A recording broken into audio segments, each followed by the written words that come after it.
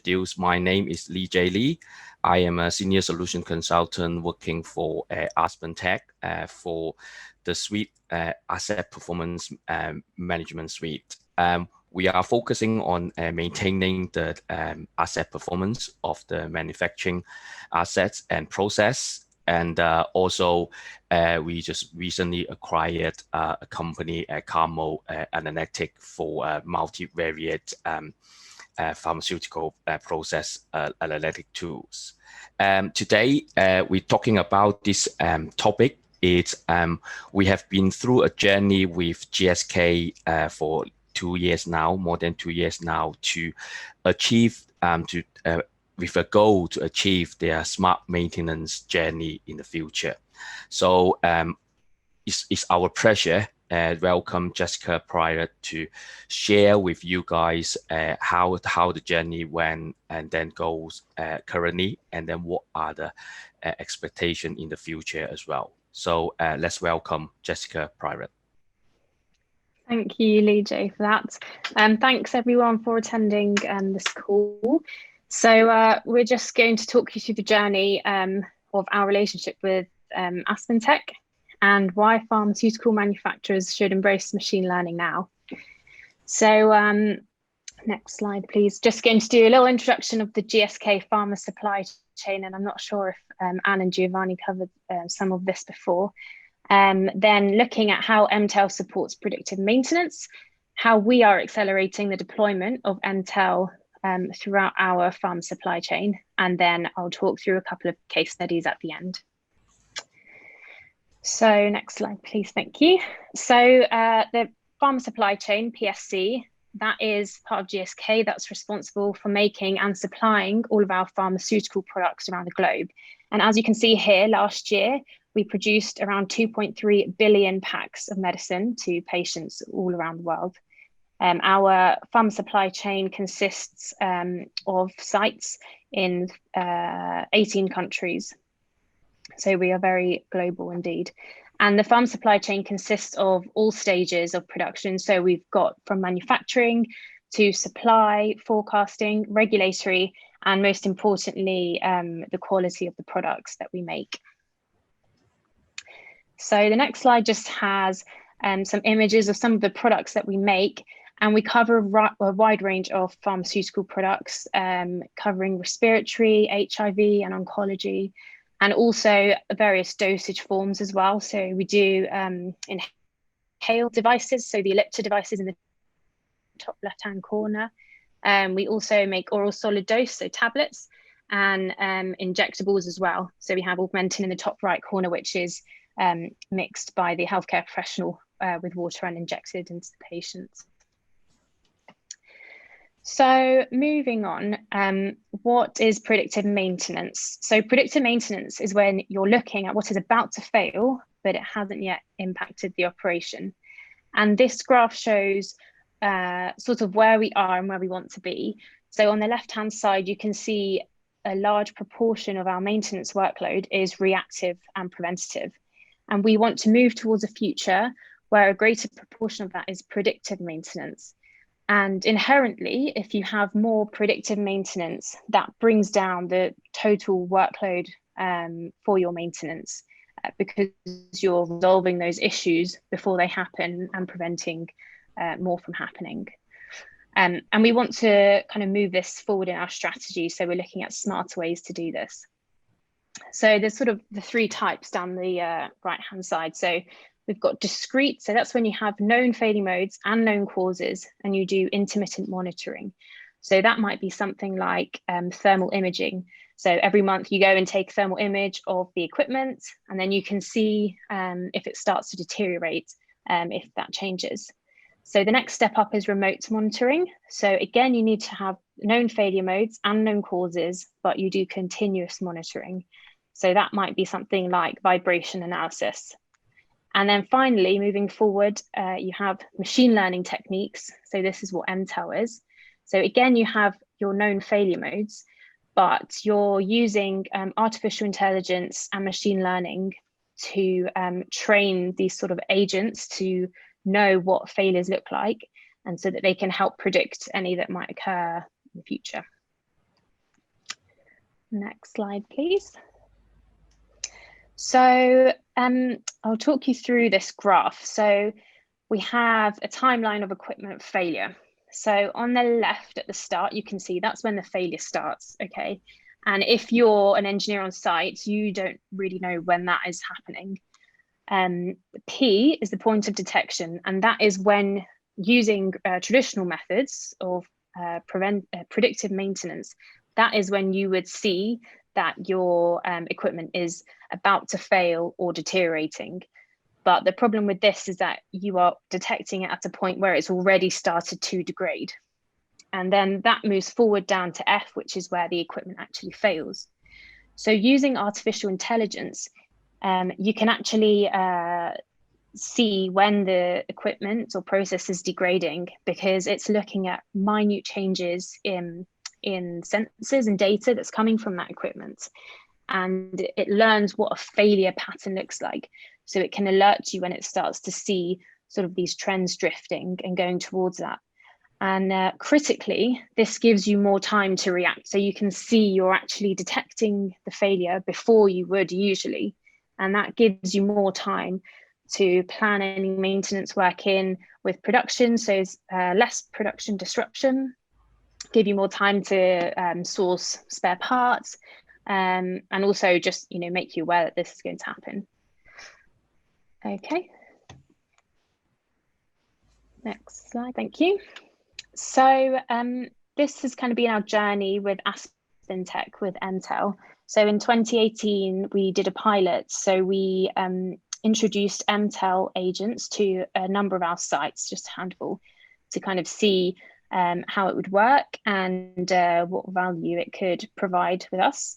And we were happy with that. So the following year, we readjusted this and gave it more of a strategic focus, looking at the top reliability problems on our sites. And we also introduced this STP process, which is a pre-screening process where we ask the sites to kind of put together a little bit of a justification and really think about the value that using MTEL in these situations, what value it can provide, and just to make sure that they are actually relevant. So we're still using that going forward as well.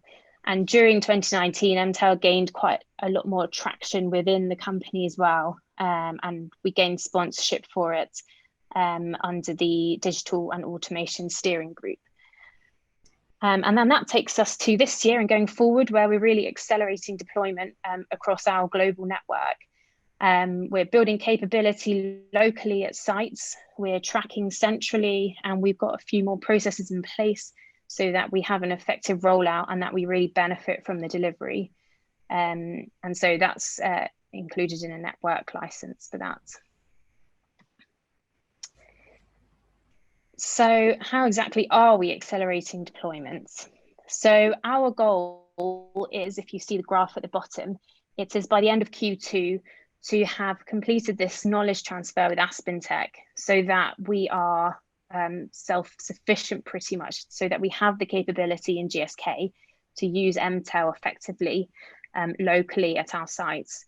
So we're sort of during this process now where we're learning from MTEL and they're supporting us, but we want to become capable within GSK to use this. So we have an appointed lead, so that's myself, and I've been trained in using MTEL to a sort of super user level. And we've already rolled out 3 lots of training workshops to our sites globally in both the pharma supply chain and vaccine supply chain. So we've already done 3 sessions, and so we've given awareness to over 70 people from over 23 sites within our network. So that's really great. It's a big milestone we've hit. And that's very much been a collaboration of AspenTech and GSK. So the services wrapper we have with AspenTech includes some of these key points, which is to have trained up 2 GSK champions, one from Pharma and one from vaccines, who are to lead the rollout of MTEL throughout our sites. We also have 12 pressure cooker sessions, which are planned in, and these pressure cookers are sort of intensive 2 half-day sessions where we work with sites who have created these STP use cases with justifications, and we go through with them and build with them agents for their equipment or process that they have, and tune them so we get them to a point where they're quite confident with the agents, and we can start tracking the value from that. So we have 12 that AspenTech are going to be supporting us on, and then after that we hope to be holding those sort of within house with our capability that we've built. And we also have technical lifeline support from AspenTech, so helping with when we have agents that are alerting, and also with building agents, so support in that sense.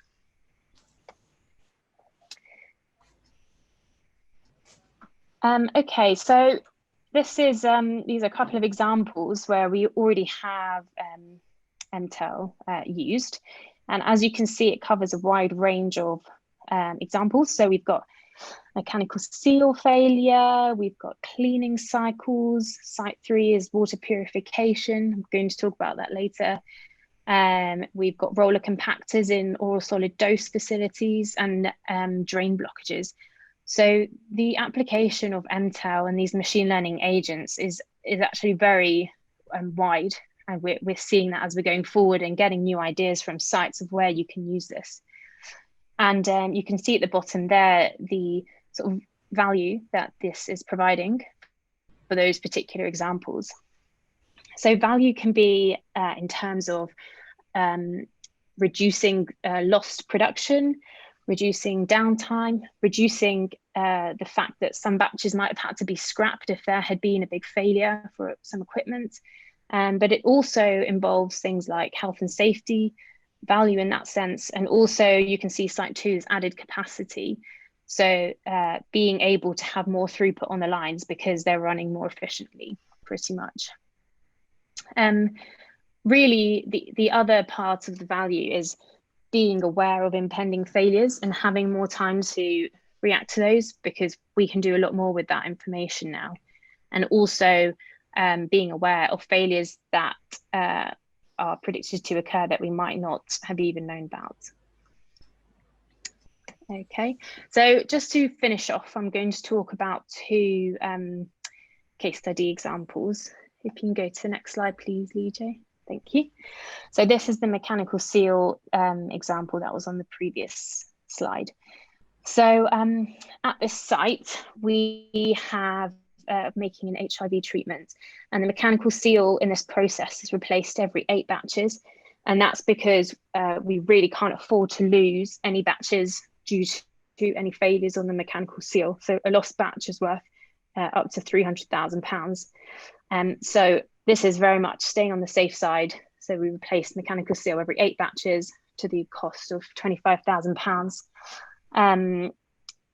Also, this impacts the capacity of both this production line and also for the site in general. So we wanted to kind of use MTEL to resolve that. We've proved by every time that the mechanical seal comes out that it hasn't deteriorated enough to warrant changing it every 8 batches, but that still happens. So our aim is to use MTEL to make up to 25 batches before a seal needs to be changed. So we want to use the agent to keep making up to 25 batches until MTEL tells us that, okay, it's starting to fail, so you need to change it after the next batch. So that is our aim. So that's going to massively increase the capacity on the lines, also reduce the lifecycle maintenance costs by 60%, and reduction in capex and lifecycle costs by 50%. So the capacity here is also really key, because looking at the demand for this product going forward, I think they're considering putting in or investing in another line to meet the demand. But if we can increase the batch cycle to 25 batches here, it means that we can delay that capex cost by improving the efficiency and increasing the capacity of that line. So the MTEL agent, so it determines the early signs of the seal failure by learning from previous events, and also it's continuously learning, and it's learning from both normal behavior, so that's good, and also any failures or drifts in the trend. So it's continuously learning, and that means that we're continuously building confidence in those decisions of when to change the mechanical seal. Okay, and just the final slide is the second case study that I'm going to talk about, which is a water purification plant. So we had a failure in this area last year, and it resulted in a whole week's worth of downtime, which is equivalent to making 15 batches, which is a significant amount for this line. And because it's water purification as well, the fact that it was down impacted several different production areas. So this was had a serious impact, really. So what we want to use MTEL for this, or what we are using it for, is to reduce the downtime cost and to reduce, the fact that we could be losing the time to make 15 batches. But the kind of key thing with this one is that water purification plants are not unique to this site where this example happened. We have them all over our network. So while we're tuning this agent and using it to prove that it can work and tell us when failures are going to happen, we can rapidly deploy this to all other water purification units throughout our network. So that kind of provides a huge amount of value to us. And again, the agent works by looking at patterns that led to the failure before and monitoring them if it kind of starting to show that pattern again. And the final point on this is that if you remember that graph we showed you earlier, where I said using MTEL gives you more time to react. So this particular agent is set up so that it alerts us 35 days before a failure. So 35 days is a huge amount of time to prepare to make any changes or do any maintenance to prevent this failure from happening, compared to the failure just happening spontaneously. So that's where we see the real value in it as well. So thank you. That's all from me. Back to you, Lee J. Thank you very much for Jessica to bring us this excellent presentation. So I just probably spend a couple of minutes just to wrap up this presentation, really. So as we reflect to the title of today's presentation, why pharmaceutical manufacturers should embrace machine learning now, I think that the answer is quite straightforward, because you can see the value which machine learning predictive maintenance technology can bring, especially from GSK's example. And then I believe the value is not only just showing in the presentation today, it will be much more in the future when we roll out this to the whole enterprise side for GSK. But I would like to emphasize another 3 points we want to make based on this one is machine learning technology on this one. It should be the first one is simple. So it should provide high accuracy and fewer false positive to the user. Aspen MTEL is using pattern recognition machine learning technology. So basically, you don't need to write any single line of code. You just let the MTEL learn what is, for example, if no failure, what is the patterns or what is the period before this failure. So it can learn the signature of this failure. Then it will give you the alert in the similar event occur in the future. And then another application is what we call you can just simply to allow MTEL to learn the normal process operation condition. Then when any abnormal conditions rise up in the future during your process, that it will give you the alert as well. That's in particular very good in if you want to monitor the process conditions so that you can be able to maintain what's the performance of the process. And the second point is the scale, which is you can reflect to the purification system agents we build for GSK. Once we build one this agent, what we call on one particular application, it could be transferable across to similar assets with similar sensors available. So, for example, across the GSK side, they have more than probably 10 or 20 purification water plant. So this agent can be transferable immediately to the other sites, so that it could protect the other plant from the same failure. So, and the third one, the final one, will be the speed, because there's no asset model required, so faster results we can get. Potentially, once we start the project, you will possibly looking at about a month's time, you could have your first agent to be on implement and deploy online to protect your system. And then averagely, we found working with GSK, building one agent for one use case probably between a few hours to maximum a day of work. So it's very fast implementation, and then the benefit is provide you is a very high return of investment. So yep, that's all from us. And again, thank you, Jessica, to share this fantastic GSK journey with us.